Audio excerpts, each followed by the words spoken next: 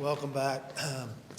So we just came back from the White House. I thought the meeting was productive. I thought it was more productive than the other meetings we've had, but we still have differences. We left the meeting with directing the members and the staff to get back together, work through the night, knowing where some of our differences lie, see if there's other ideas of where we could work through. But I've been very clear ever since February 1st. I mean, here we are, June 1st being the deadline. This is not how government should work. This is not how the Republicans want it to work. When I got elected Speaker, as early as January 15, I requested a meeting with the President regarding debt ceiling. We all knew this day was going to come. We thought it'd come later. And I sat with him on February 1st saying, let's work through this together. Let's find where we can find common ground, that we can curve the amount of spending, make our economy stronger, curve inflation and make us less dependent upon China. But he told me for 97 days they wouldn't meet with us. That's really why we're where we are today. The House Republicans, they took action. The Senate never did anything. And that also made it much more difficult because you would have had two bills that you could conference together. We've been working, as you know, day in and day out, trying to get to an agreement. I've been very clear with the President from day one. We're not going to raise taxes. We've got more revenue coming in to government in a 50-year average than any other time in the history. Only two other times do we have this higher percentage. But the problem is we're spending more than almost any time in modern history. So it's a spending problem. We should pull back money that's been wasted. We should help people get jobs by having work requirements. We've seen that work time and again. We should find ways that we cap the amount of spending going outlay because the Democrats had spent so much. Even Joe Manchin had thought of that idea of a 1% cap going forward. I think these are a lot of productive ideas that we have out there, and I think we can, at the end of the day, come to a common ground agreement. And so let me bring up Chairman McHenry, who's been in these meetings all the way through, and he's going to have more meetings. And I can't say enough about the staff from the White House down, the OMB director, and also Rachetti. They're principled, they're smart, they're intelligent, and they're very professional in all these negotiations. Patrick? Look, I would describe, as the Speaker said, the meeting was reasonably productive. To have both the President and the Speaker in the same room with both negotiating teams was a great level-setting exercise with the President back in the country. It was productive to have everyone on the same page of the challenges that we have to coming to terms with the deal. What I sense from the White House is a lack of urgency. I'm chair of the Financial Services Committee. I'm worried about the impacts on the markets. I think to play brinksmanship is not wise when it comes to where we are with the banking system, with the economy. And I think we should have a sense of urgency from the White House team that was not evident in this meeting. The fact is, with every debt ceiling, we take stock of our spending. When Democrats controlled the House and the Senate with a Republican president, they used that opportunity to raise spending. The Speaker's made clear to his negotiating team, Congressman Graves and I, that it was very important that we spend less money next year than we're spending this year. That was imperative to us, to go in the room and make sure we protect the House position on our debt ceiling bill and to negotiate the most conservative terms we possibly can, but one that can pass the Senate and be signed by a Democrat president who's increased spending dramatically in his first 2 years in office. It's a tough challenge. It's a very tough challenge to deal with all the equities at stake, but we have reasonable people in the room that are trying to come to these terms, and I think that is the hopeful sign. But it is a very challenging situation we currently are in, and without a lack of urgency, it's very difficult to deal with the most challenging issues. What do you mean? Explain what you mean by lack of urgency. I mean, you've been meeting now for a couple of weeks or however long. I mean, could you describe what you see as a lack of urgency? Well, we have the President back in town from the G7. I had an expectation personally of walking into the room and hearing the President, the Speaker, being aligned that we need to come to terms quickly, given how long it takes to get anything through the House and through the Senate, especially with the deadline looming. I just didn't sense that from the President. I've heard that from the Speaker since February 1st when he met with the President. Let's work through this. We don't need brinksmanship. And he's been clear with me as well. We don't need brinksmanship here. And I think this is a moment where cooler heads need to prevail, and we need to come to terms and do so as rapidly as we possibly can. My whole goal here was always from the beginning, we want to be responsible. Being responsible would have negotiated this months ago like we wanted to. Being reasonable that we'd find common ground. Being sensible that we spend too much money. Unfortunately, we are where we are today, but thankfully the Republicans have passed the bill, so they're strong. Yes, sir. Are you saying that y'all are now less confident that we have a bill by the end of this week? Look, we know where the deadline is. That's why we passed the bill sooner. I believe we're going to let the teams work tonight, see if we could get progress, but we didn't.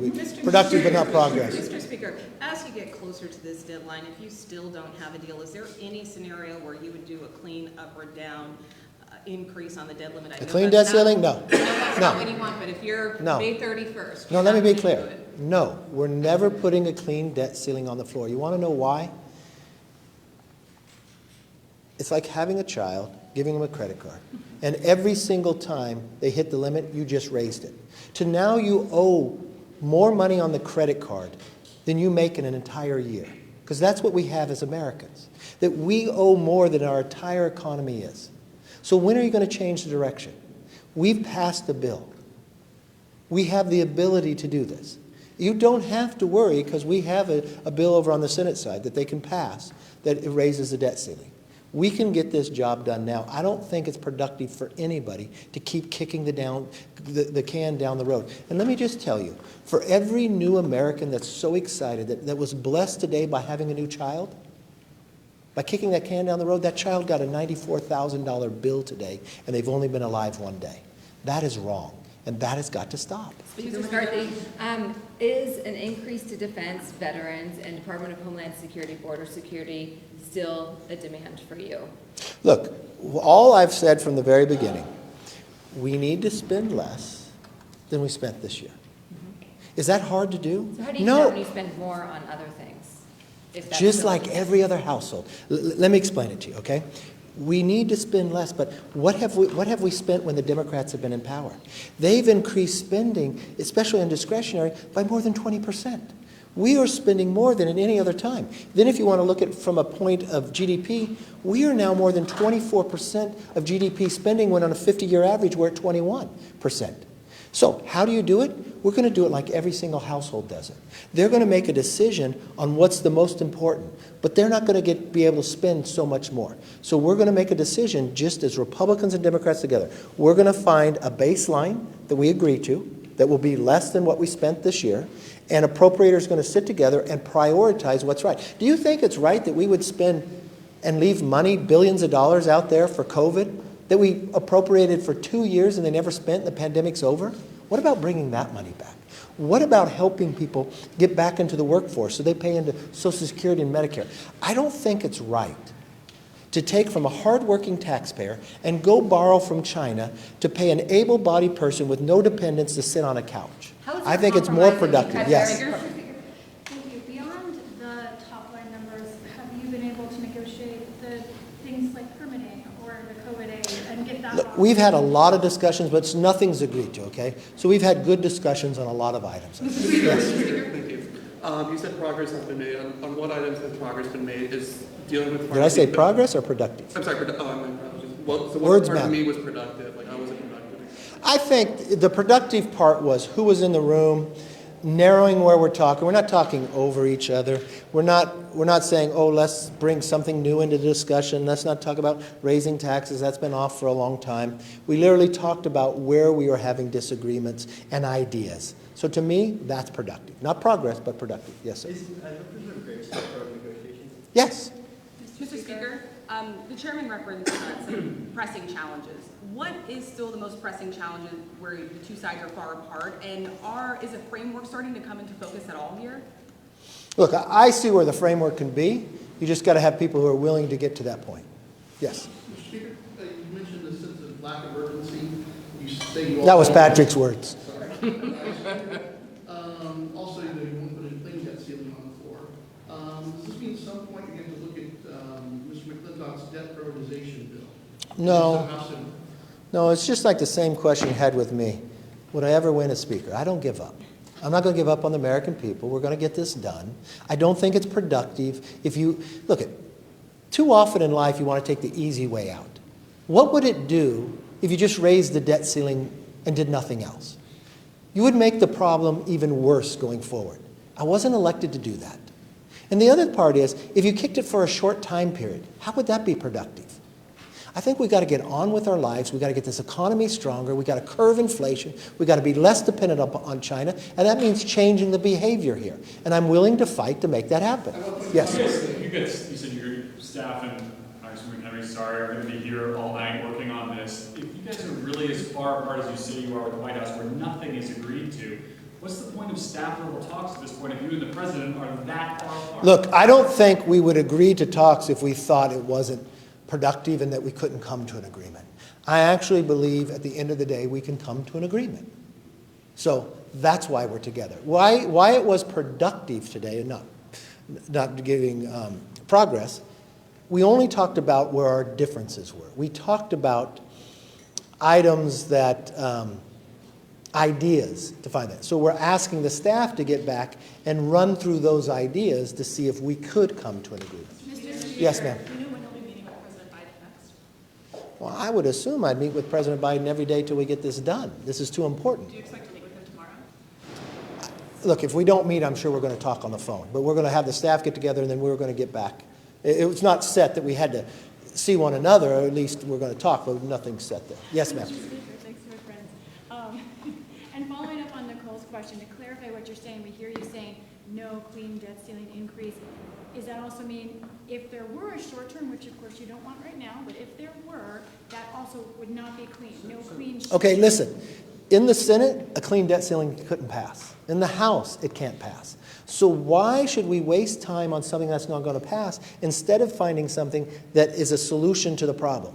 We are too close to give up. I think America's too great to think on small ideas like that. I want to solve the problem, okay? Yes, ma'am. Did the White House negotiators and the president agree on your focus on spending less? Is that part of the directive for the talks with?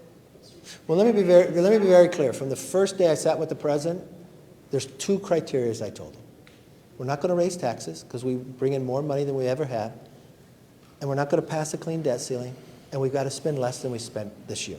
And so everything else is open for negotiations. But that is at the end of the day, it has to fit in that place. Yes. In terms of timeline, do you think it's realistic that a deal could be in hand this week? And do you see members staying either over the weekend or coming back during the recess next week? Members are elected to do the job, and I think when we get this done, they'll vote for it. Yes, ma'am.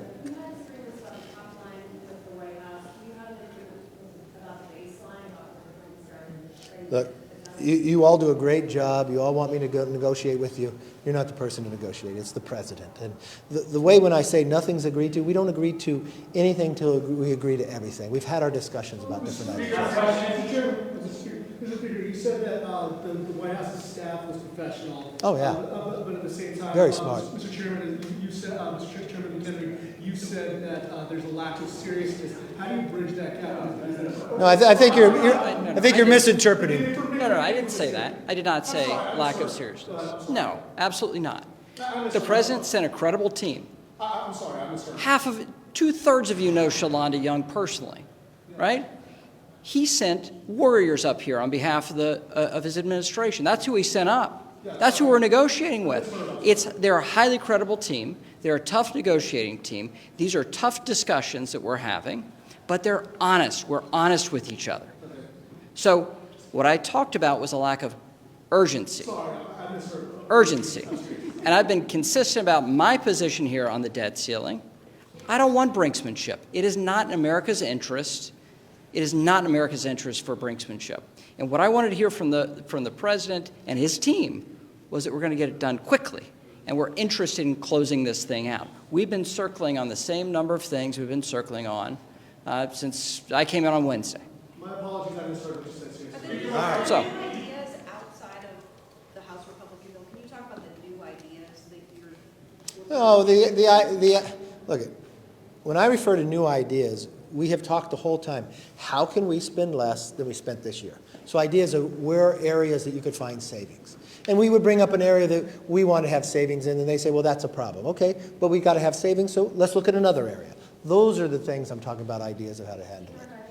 Yes, ma'am. Do you get the sense the White House is seriously considering using the 14th Amendment, and did you talk to No, I don't think anybody with a legal mind would think the 14th Amendment would even work, and nobody does before. So Will you be giving us an update tomorrow morning after the staff meet tonight to give us an update on where things stand? I will have to, because you people just stay right here the entire time. I can't walk. I'm afraid some of you are going to get hurt just walking.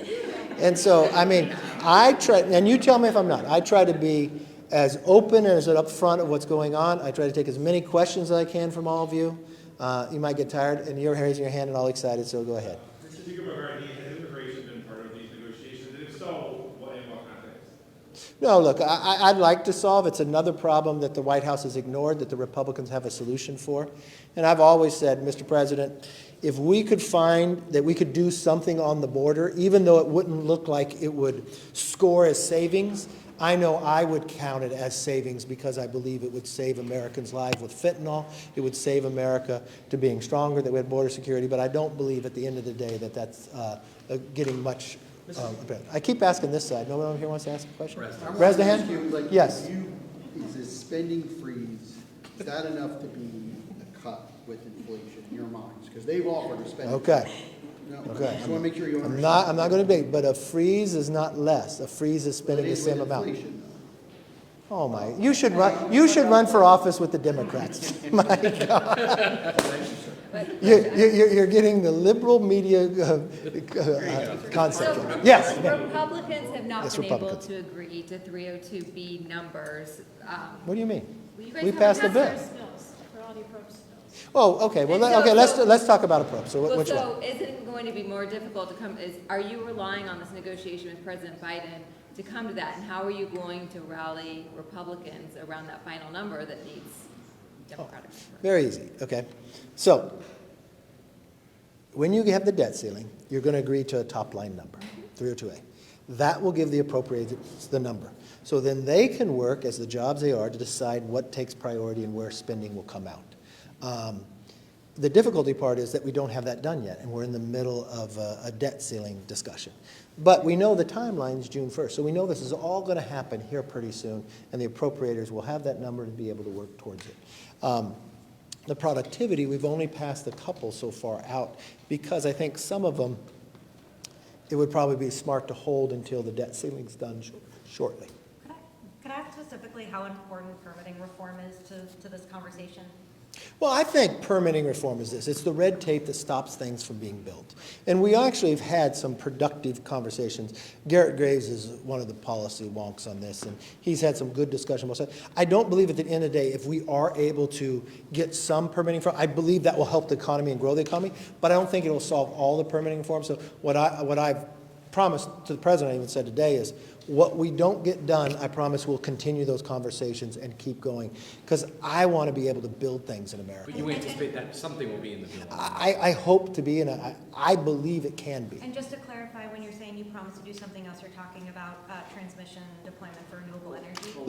Look, I don't want to pick it. All I said is we will continue to work on the parts that we can't come to agreement on. I think having Kathy McMorris Rogers, and I want to wish her a happy birthday today, and Bruce Westerman. And the thing that we really had, this is where I said it was a productive conversation. In this conversation, the president and I both agreed that you can't do permitting reform for one form of energy. It has to be for all the above, right?